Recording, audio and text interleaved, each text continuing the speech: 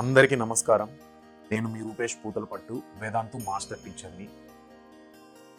కోటిలో ఒక్కరికి, చాలా కొద్ది మందికి దొరికే ఒక మహాపుణ్యం అది నాకు దొరికింది. ఏంటంటే రామాయణం చెప్పడం.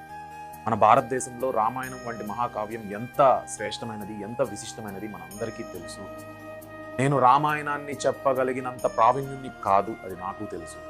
కానీ నన్ను అర్థం చేసుకున్న వాళ్ళు, నా మాటలు అర్థమయ్యే స్టూడెంట్స్ చాలా వరకు నన్ను రామాయణం చెప్పమని అడిగారు. సో ప్రయత్నం అయితే చేద్దాము.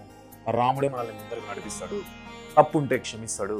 మీరందరూ కూడా పెద్దవాళ్ళు ఎవరన్నా చూస్తూ ఉన్నా కూడా ఇంత చిన్న వయసులో పిల్లవాడు ట్రై చేశాడు అని నన్ను తప్పుగా అనుకోరు అనే ఒక ధైర్యంతో రామాయణాన్ని చెప్దామని సంకల్పించాను. ఈ రామాయణం మనకి ఎందుకు 10వ తరగతిలో పెట్టారు, ఇవన్నీ సపరేట్గా ఒక చిన్న వీడియోలో చేశాను.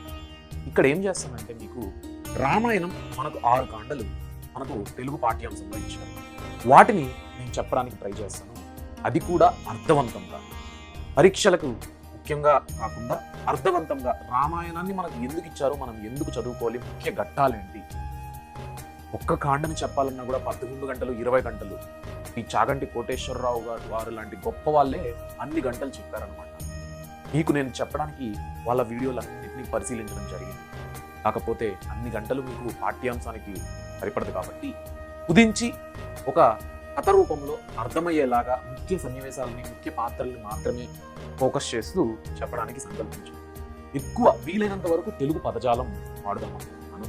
మీరందరూ నన్ను ఆశీర్వదిస్తారని కోరుకుంటూ, నా వాళ్ళు అనే ఒక ధైర్యంతో నేను మొదలెడుతున్నాను.